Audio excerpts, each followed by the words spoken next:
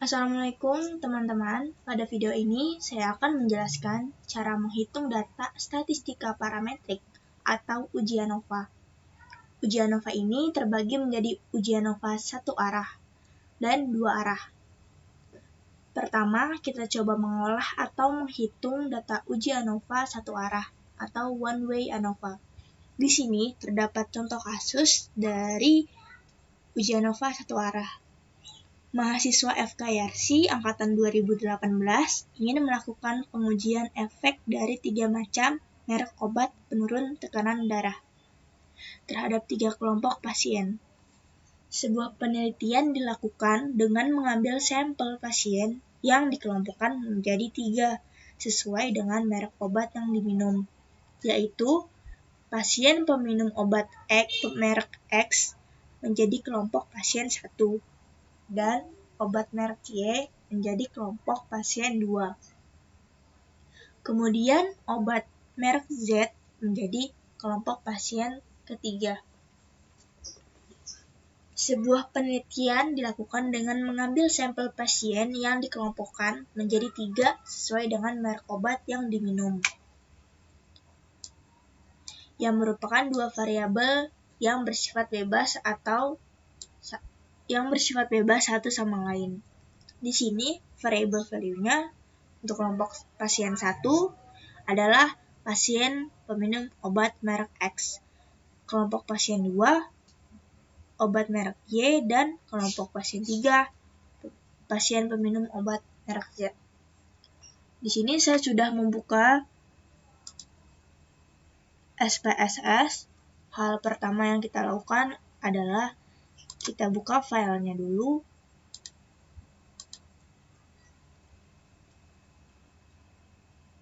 Di sini file of type-nya kita ganti menjadi Excel. Klik open.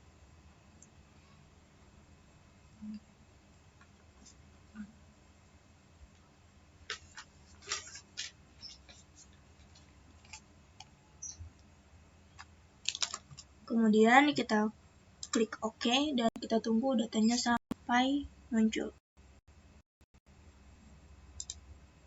Nah,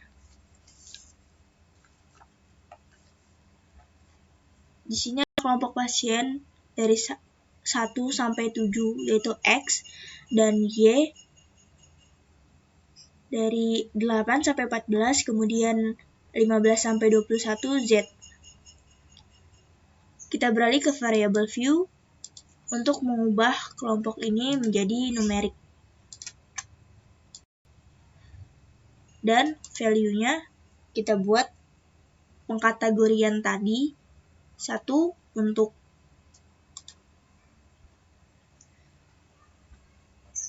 kelompok X,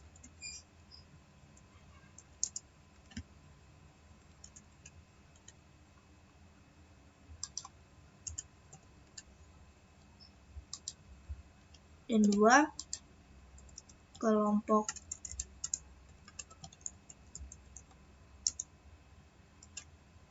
Y,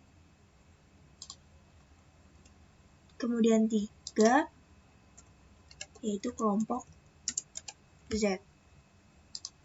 Setelah itu kita klik OK. Kemudian kita beralih ke data view. Nah, karena tadi di sini kita ubah menjadi numerik, maka string yang tadi atau kata-kata obat X dan YZ itu hilang. Kita ubah dulu menjadi 1. 1 ini untuk obat X ya, dan 2 obat Y, kemudian 3 obat Z. Nah, untuk menguji atau menghitung data one way, kita analyze, compare means, one way ANOVA. Untuk tekanan darah ini kita pindahkan ke dependent list dan kelompok pasien ke faktor.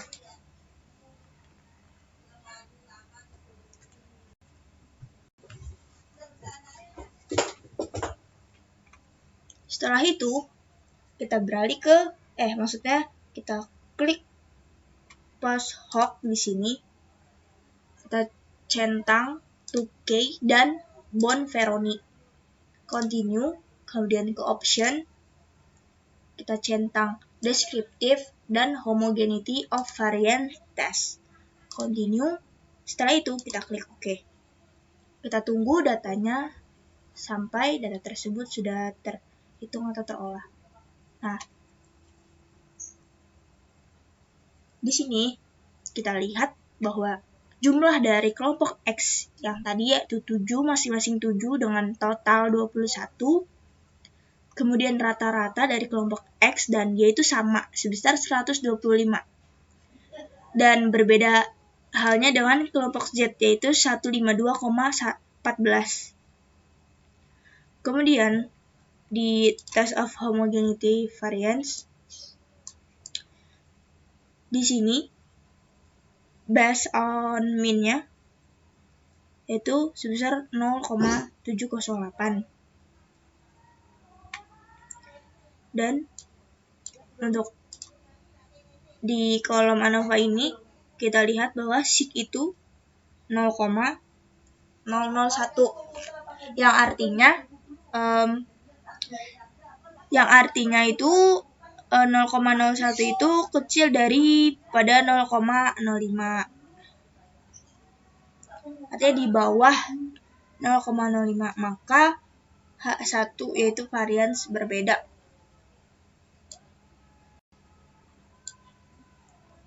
Dan di sini kita lihat di multiple comparisons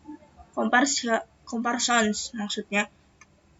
Untuk kelompok X ini dia 0 yang artinya sama.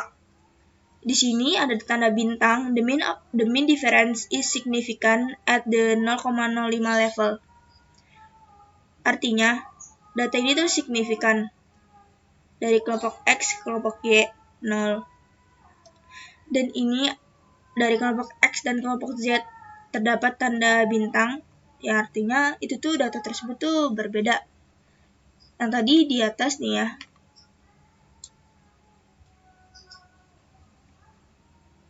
Kita lihat untuk X dan Y itu 125 dan Z itu 152. Di sini X 125, Y itu 125, maka 125 dikurang 125 adalah 0. Dia tidak ada perbedaan.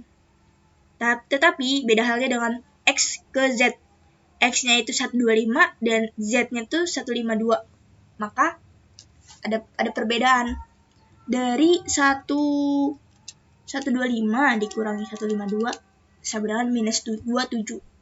Sedangkan minus 27 dan tanda bintang. Kemudian sama halnya dengan Y dan X, itu 125 dan 125, 0. Di sini juga terdapat perbedaan dikarenakan kelompok Z memiliki 152. Wah, dia ada perbedaan, ada tanda bintang juga.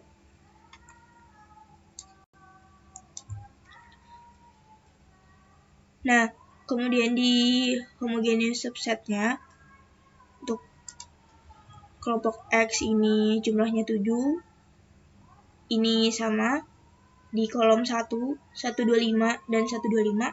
Sedangkan kelompok Z-nya itu berada di kolom 2. Dia beda sendiri. Artinya terpisah. Menunjukkan data sebesar 152,14.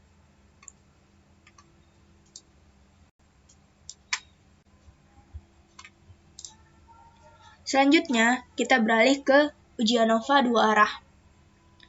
Di sini kita buka filenya terlebih dahulu. Klik open. Nah, datanya sudah terlihat, terinput. Kemudian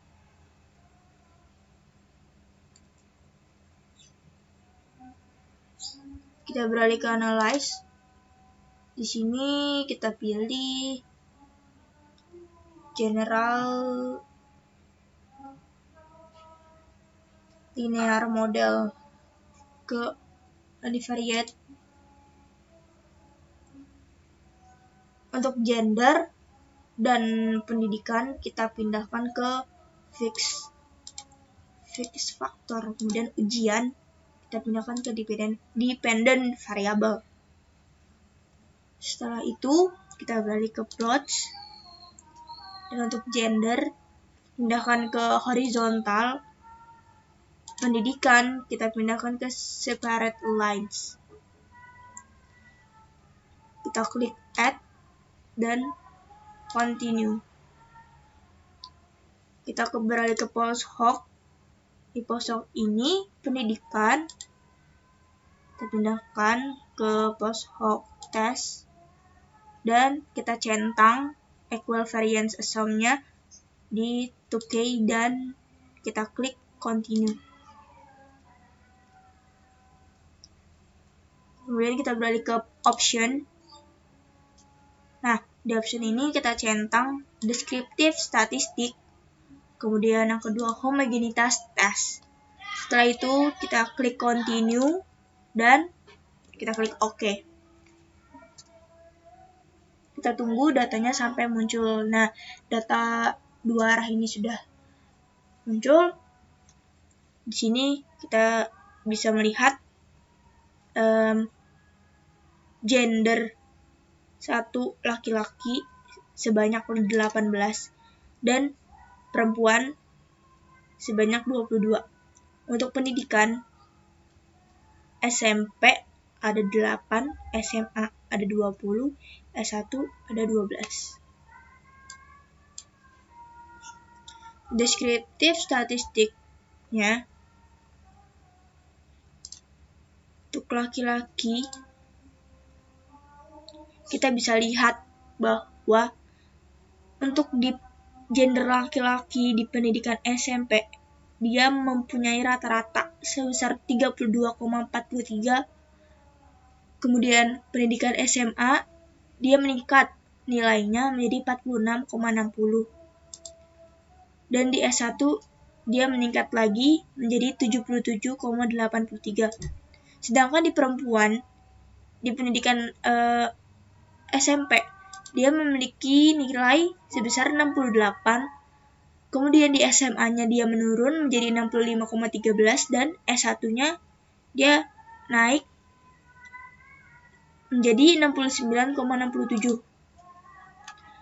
Artinya di sini untuk laki-laki itu dari pendidikan semakin tinggi maka semakin besar nilai yang rata-rata yang didapat.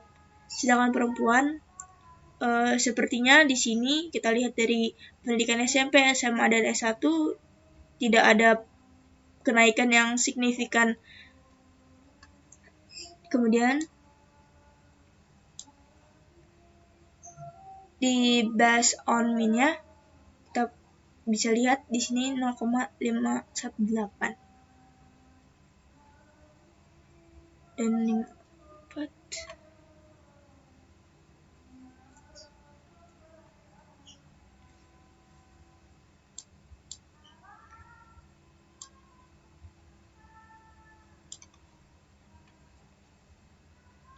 Di sini correct modelnya sig-nya 0, intercept-nya 0, gendernya 0,05, pendidikannya 0, kemudian gender. Di sini gender untuk test of between subject-nya saya ulangi, maaf sebelumnya. Di gender ini kenapa dia 0,5 berarti dia ada pengaruh antara laki-laki dan perempuan, ada pengaruh dengan rata-rata nilai yang dia peroleh.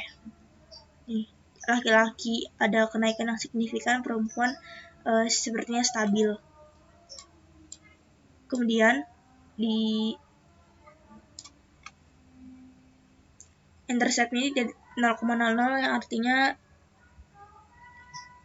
di bawah 0,5 ada pengaruh.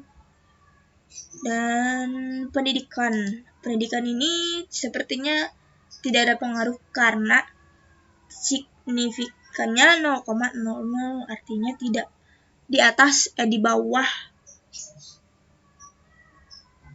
di bawah 0,05. Pendidikan ini berpengaruh terhadap nilai yang dia dapat, rata-rata yang didapat. Gender bintang atau dikali pendidikan ini artinya laki-laki yang berpendidikan makin tinggi makin memperoleh nilai yang signifikan. Jadi di bawah 0,05 artinya ada pengaruh antara gender dan pendidikan.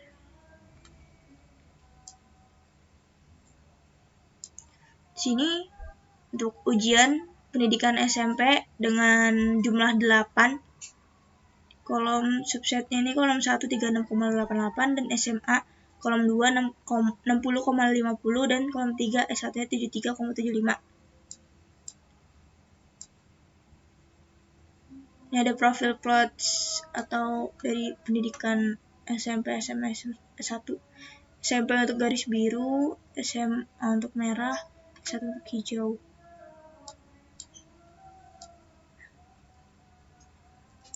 Sekian dari saya, mohon maaf apabila ada kesalahan kata, baik pengucapan atau nada suara yang kurang jelas. Terima kasih sudah menonton video ini. Wassalamualaikum warahmatullahi wabarakatuh.